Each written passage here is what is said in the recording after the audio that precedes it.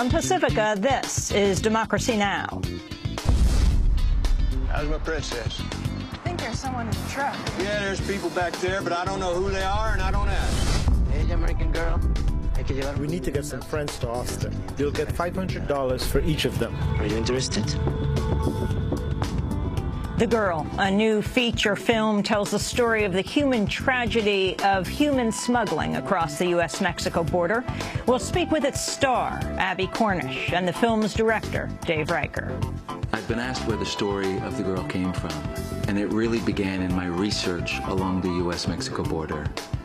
I decided to set the film in the city of Nuevo Laredo, just across the river from Laredo, Texas, and was struck by how close those two worlds are, but also how far apart. Then a first. An historic trial is underway in Argentina about how 6 Latin American dictatorships coordinated with each other in the 70s and 80s in Operation Condor to eliminate political dissidents. The middle of his chest was scorched. They told me that he'd been tied up from the neck to his hands and feet from the back. Part of his cranium was missing. We'll speak with John Dingus, author of The Condor Years, How Pinochet and His Allies Brought Terrorism to 3 Continents. All that and more coming up.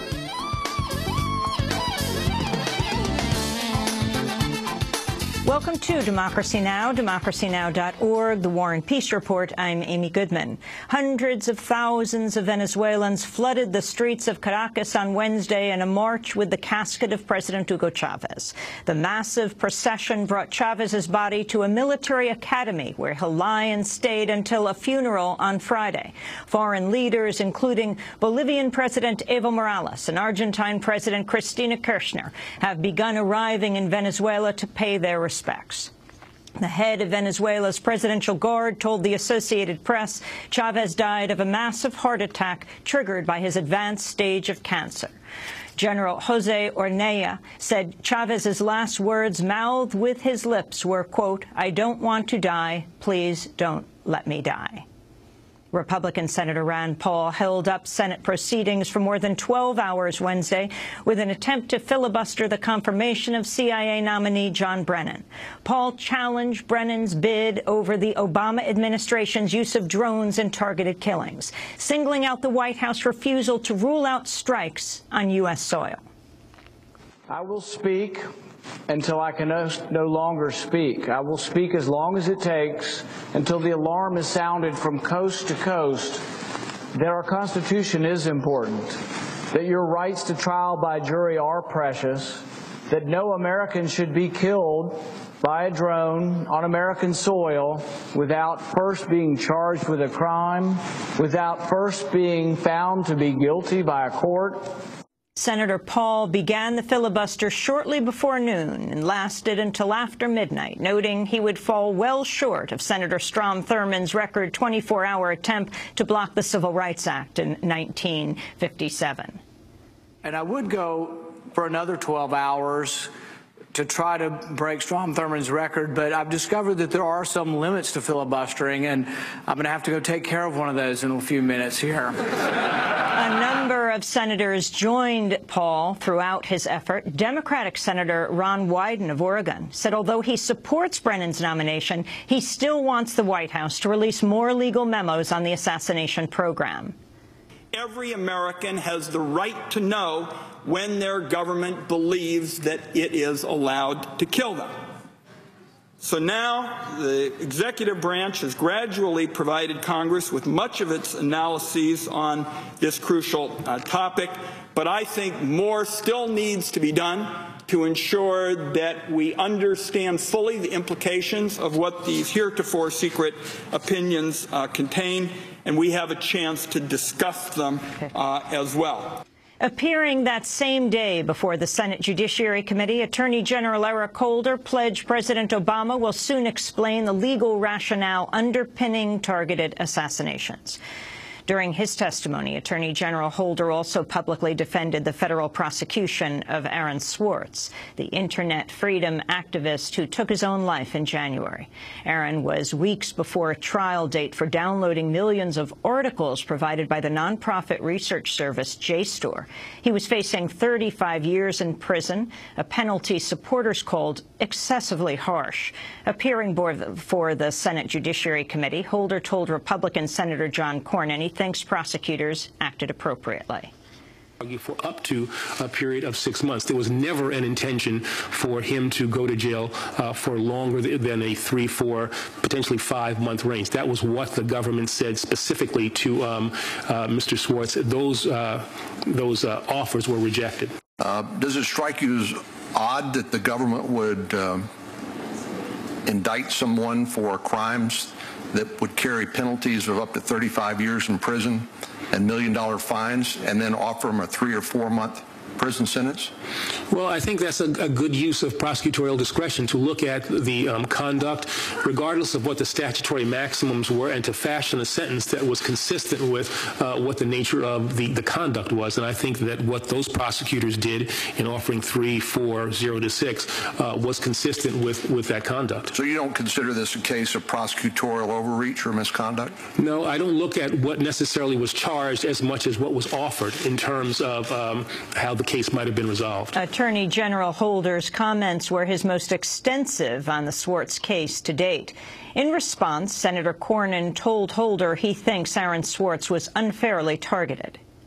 I would suggest to you, if you're an individual American citizen and you're looking at criminal charges being brought by the United States government with all of the vast resources available to the government, it strikes me as disproportionate and one that is basically being used inappropriately to try to bully someone into pleading guilty to something that strikes me as rather minor.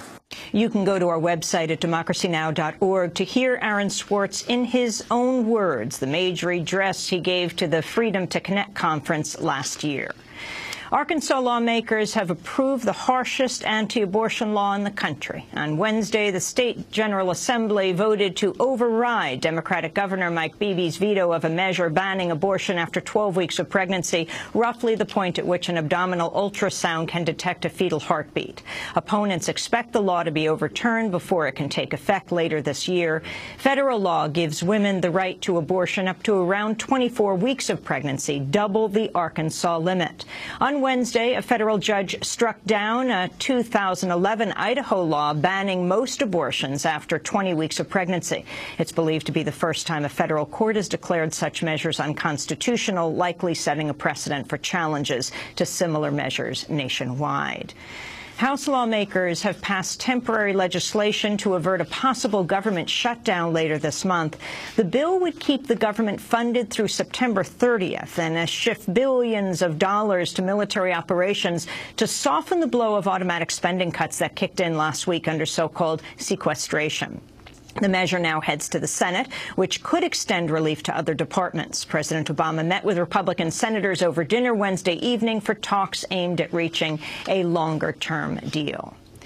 Rebel fighters in Syria have captured a group of 21 peacekeepers near the Israeli-occupied Golan Heights. The rebels are demanding the withdrawal of Syrian government forces from the area in return for their release. A UN spokesperson confirmed the peacekeepers' capture. Approximately 30 armed fighters stopped and detained a group of about 20 peacekeepers within the area of limitation east of the B line. The UN observers were on a regular supply mission and were stopped near Observation Post 58, which had sustained damage and was evacuated this past weekend following heavy combat in close proximity at Al-Jamla. The United Nations Children's Fund is accusing Israel of systematically abusing Palestinian children in military custody. In a new report, UNICEF says Israeli forces have subjected detained Palestinian youths to, quote, cruel, inhuman, or degrading treatment or punishment as defined by the UN Convention Against Torture. UNICEF Special Representative Jean Go unveiled the report's findings. We identify a pattern of ill treatment when children are in military custody. And what we see is that this happens in the first 48 hours. Imagine a child sitting in front of an interrogator without sleeping. So that's very hard on the child, and that's difficult for him. So this is where we want to make the changes to make sure that that doesn't happen.